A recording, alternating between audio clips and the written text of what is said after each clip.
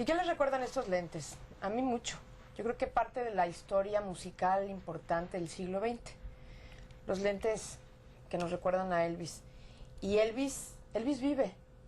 Elvis, como dicen, hasn't left the building, porque dejó un regalito que muchos no sabíamos que existía. Les presento a Elvis Presley Jr. Bienvenido. Gracias, Gloria. Vamos a hacer la entrevista en inglés porque aunque hablas español, claro, sí. Nos podemos comunicar, según me dijiste, mejor en inglés. Claro. Bueno, what's your first recollection of Elvis? Well, when I was a child, I remember him as absolutely one of the greatest movie stars and a singer that was phenomenal. Probably the biggest singer in the world to this very day, because Elvis was everything. He was Italian, he was Spanish, he was Hawaiian, he was German, he was rock and roll, country music, gospel music. He was everything. He was more than most entertainers are. Were you a fan? I wasn't a fan of his, no. I wasn't allowed to listen to rock and roll when I was a child. I grew up listening to Dean Martin and, Lawrence Welk and orchestras and stuff like that. Lawrence Welk, well, that's certainly very different from Elvis. Very different. Okay, now, you eventually found out. We're going to tell your story as we go along with this interview. Absolutely. So you were born and then adopted by a very nice family. Yes. Traveled all over the world as a child? Traveled all over the world as a child. Was in show business. At the age of 5 years old, I was a clown in the circus. A little clown? A little clown. Funny I got pictures. one? Oh, yes, very funny. Very funny. Very funny. Later, I fell in love with animals, and I became a wild animal trainer, and worked in the circus as a wild animal trainer, the youngest in show business, and then later on developed my talents into movies and commercials, and worked with my animals in commercials and films, and started singing, and worked in the lounges here in Las Vegas, started the very small lounges around Las Vegas, and working both ways. Then finally I decided I was going to be a singer, and started traveling and touring. Did you find out you were Elvis's son before or after that? No, after that. I was 21 years old, and my family didn't want to tell me that, because when you're too young, what are you going to do with They yourself? knew always, all along? They knew all along, yes. Because the showgirl that handed me over at birth, that was my mother, said, take care of this boy. They wanted to know what the father looked like. Was he, what did he look like? Dark hair, light hair? My hair was sandy blonde like my father's was before he dyed it. And she says, all I can do is tell you this child belongs to Elvis. Take care of it. And that was it. And they took her word for it and just kept a secret? They didn't care. No? They didn't care. Why? If the child belonged to a superstar or anything, because they wanted their own child. Okay. How did you feel when you found out at 21? Well, when I found out, I couldn't believe it myself. It was very difficult for me. I had to step back and decide, what am I going to do with my life? Am I going to continue doing what I'm doing, or am I going to do research and find out more about my real parents and then continue? I said to myself, if I don't do this, maybe when I'm 40 or 50 years old, I'm going to regret it. So I did take all actions on finding more about myself and getting my father's heritage back. Forgive me for asking a little bit more about this, but your adoptive parents believed a lady that was your biological mother this thing, and then they handed it to you at 21, and then you believed it just out of the blue? Or? Well, it wasn't just believing that. It was just it was to find out more about my roots and find and trace as much as possible. Before I can go to prove it to the public, I had to prove it to myself. And then later, of course, proving it in court and getting federal documentation. Why did you want to prove it to the people? Well, because I was starting to sing and do shows and stuff like that. So if I was going to take the Presley name, I would want to be 100% sure with myself. And ready for interviews like this where we're going to question you all the way, right? Absolutely. No, Absolutely. but I think it's only fair. Yes, it is. What do you take after Elvis? What do you take after him? What do I take after him? I don't know. I'm not really trying to push myself to be like him. I'm trying to be myself and trying to get my own music out all the time. You know, he was a phenomenal. There will never be another Elvis Presley Sr. Junior is just like Frank Sinatra Jr. or Hank Williams Jr. or any of the other juniors. I'm just a junior. I'm a different entertainer. But you were the bouffon. Well, in some of my pictures as a child, my hair was always combed like this. Really? And I can show you some of those pictures from way back when I was even 5 or 6 years old. Well, it was a trend.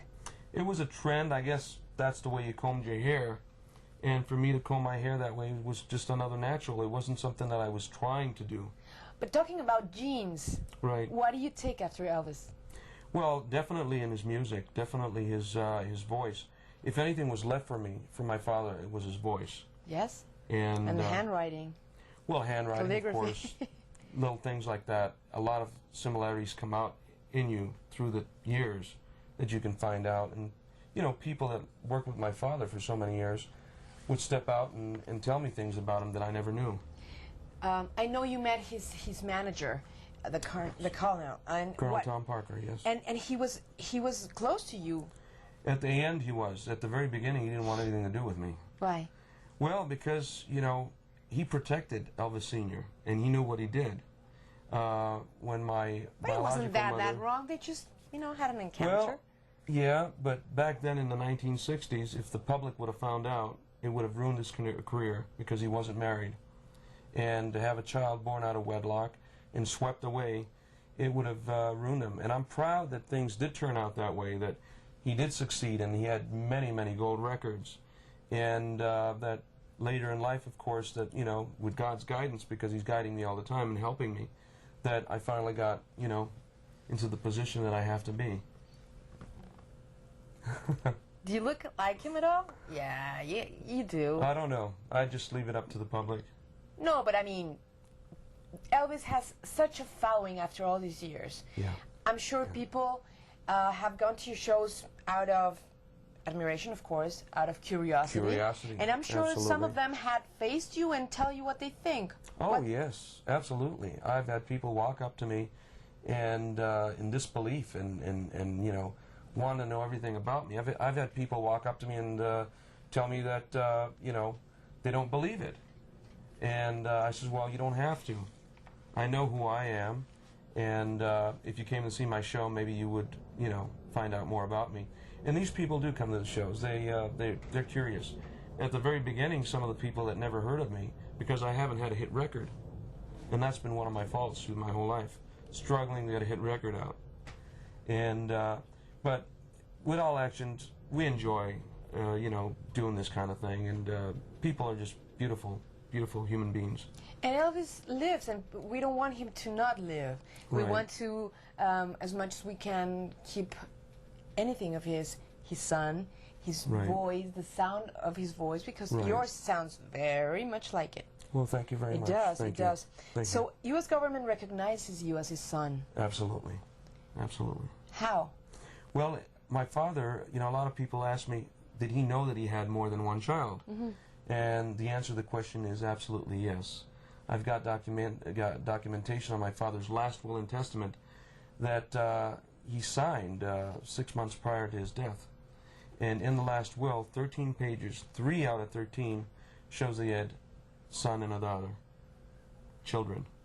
So he knew he had a son by this relationship with this lady? Well, yes, absolutely. He knew that he had a son somewhere, but he couldn't find it because his relationship was cut very, very close. Soon as the colonel found out, that was it.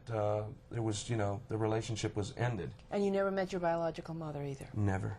No. Okay, so U.S. government recognizes you and you have documentation and you are legally, your Yes, name ma'am. is legally Yes, Elvis ma'am. Presley Jr. What about Lisa Marie and Priscilla? Have you ever met them? No, I've never met them. I've tried meeting Lisa many times years ago. I would write letters. And then I found out that these people think that I want something from them, And you I don't. I am a self-made man. I've never asked for anything, nor do I want anything, because the gift that was left to me from my father has bought me, you know, many of his priceless items, and I felt a lot closer to him after that. I totally relate to what you're saying, and I would like to tell the people that are looking at us, watching us right now, what I've seen, and that's true. I mean, the only thing I would expect Lisa Marie and Priscilla to be, how do you say this, hesitant about would be someone trying to get to the estate. That's right. That's what they're afraid of. And, you know, like I've said in every one of my interviews, I don't want anything. And you're doing very well. I'm doing very well at it. I enjoy what I'm doing. I am my own self at the same time in doing it. But, you know, you can't talk to people that are in the family that don't want family around. Because many of the cousins have talked to me too and said they're, you know, they can't get around. They can't even go to see Graceland as they used to. They have to buy a ticket or wait for a month to get a pass to go there. So maybe you don't want to belong to the family either. Well, I'm an older person now, you know, so I've got my own ways and I want to have my own family someday and, you know, and take life that route. Would you ever lose the bouffant? I've tried it many times. It won't go away. I went away from the black hair to my own original color, of course, and everything. And people would always say, well, how come you don't have black hair? Or how come you don't have the sideburns? So I used to grow the sideburns and stuff, which now I eliminated completely. And they want you to look more and more and more like your father because they think because you're his son that you have to look like him. I don't think so. A lot of people don't look like their parents. That's true. So, are there any Elvis's grandchildren besides Lisa Marie's? Well, not from my side. Okay, that was the question. Except from Lisa's, yes. Oh, okay. So, what do you think of Elvis impersonators? Well, I think they're doing a good thing to keep the memory alive. There's a lot of bad impersonators out there that once you go to see an impersonator, you say, I never want to see a show again like that. And then you got some very good impersonators that keep the memory alive. And if this is what makes people happy and it makes them happy, I think, well, great, you know. This is a world that we have to share together. Many people don't know about you. When I said I was coming to Vegas to interview Elvis Presley Jr., people would say, how come? I don't know. I mean, I love Elvis. Right. How come? Well, it's educating the world, number one. I wasn't brought up at Graceland. I didn't live with my father. And, of course, he wasn't married to my mother. So that's one reason nobody knows about me from different countries. The second thing is that I've never had a hit record out. My music is played all over the world. I've been to Africa. I've been to Germany. I've been to Austria. I've been to England, Ireland, Hungary, Yugoslavia, Japan, Brazil, Hawaii, United States, Canada, just to name a few. And going to these countries, educating people with programs like yourself and having me as a guest and, you know, letting the people know. So now, of course, they're alert in so many different areas. We have a few people watching us right now. Did you meet Elvis? Yes, I have. I was 16 years old, going on 17. What were you doing at the time? I was working with wild animals. In the circus? In the circus, and at nighttime I was singing in lounges, in little clubs in Las Vegas. And I had the great opportunity, one of my friends, another musician, said, hey, listen, we're going to meet Elvis tonight. We have backstage passes through Colonel Tom Parker. And they were working at the Hilton Hotel Lounge. And would you like to come? I said, sure, of course, absolutely. Why not? Who doesn't want to meet him? I mean, you know, it's like meeting God. So we went backstage, and we waited backstage in a hallway that's connected with the kitchen to the stage area. And we waited, in 2001 Space Odyssey, the music was playing, and all of a sudden we see him walking through the corridor. And here's a man that was so humble that he stopped, and there was a gentleman scrubbing the floor on his knees. And he stopped and says, hey, how you doing today? And the janitor was saying, oh, I'm doing fine. He says, the weather's been beautiful and this and that. And when we just saw this, we're three young guys standing there. We saw this. It was like amazing. You know, such a great entertainer would stop and talk to somebody like this. And then he made his way over and started shaking hands with the young entertainers, because that's the only time you can meet him, was before he went on stage. And then I was the last one. I was very thin and so forth. And I says, man, I says, you know, you got a beautiful show. I love your costumes and your jewelry, and you're just phenomenal. I've listened to many of your records and so forth. And he said, well, he says, I'm glad you enjoy the show and so forth, and took off a ring. Not this ring, but I've got another ring. and went like that, and he says, here, try it on, son. Was that his? This is an actual ring of his, yes. Oh. And I took the ring, and I looked at it, and I tried it on, and it didn't fit. It went like that. And I says, here, sir, it's beautiful. And he says, no, no, no, keep it. It looks good on you. You even try to give it back? Absolutely, absolutely. It didn't fit my fingers at all. So I says, no, no, no. And my friend says, you better keep it. No, don't. You're going to get mad. He's going to get mad. He says, no, no, no, keep it, son. And he says, we're going to see you all over. Son was a Southern expression he used. I know. Many, many times. And that day was so, it was an emotional moment for me. I had a frog in my throat, and I didn't know what to say. But later on in life, I found that he recorded a song in 1973 that's called My Boy. And it's all about a boy that he left behind. Oh, how emotional. Amazing. And there was no one to take a picture of that moment. No, we didn't want to bring cameras back there and stuff, because thinking if we did, they might say no photos. I know how it works. Because they do in the shows, no photographs. And we didn't want to bother him. We were happy that we were just there to, shake hands and say, we've had our moment. This is precious. Of course. Precious. And from that moment, it was great. Through the years, I started meeting many, many people that used to work with him, and became very good friends with all these people, and learned so many stories about his life and things that happened. Amazing. And not only have you been collecting his stories through his friends, but also pieces of memorabilia and pieces of his life, because some of the things that you right now own yes, ma'am. Yeah. are Elvis. They're part of his life. I started going to auctions and buying things very early. And now I've got an extreme collection. It's the biggest collection outside of Graceland. Of course, Graceland is still fabulous. It's one of the biggest.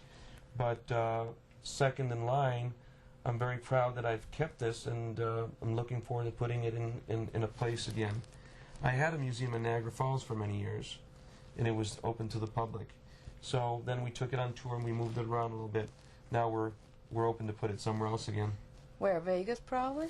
No, I'd like to put it somewhere that a lot of other people can see. I'd like to take it on tour again, because a lot of people in this world can't go to Graceland. They can't afford it. I know. So if we bring it to them, or let it stay or two or 3 months or 6 months in one city, it means a lot, because the world can basically come see it.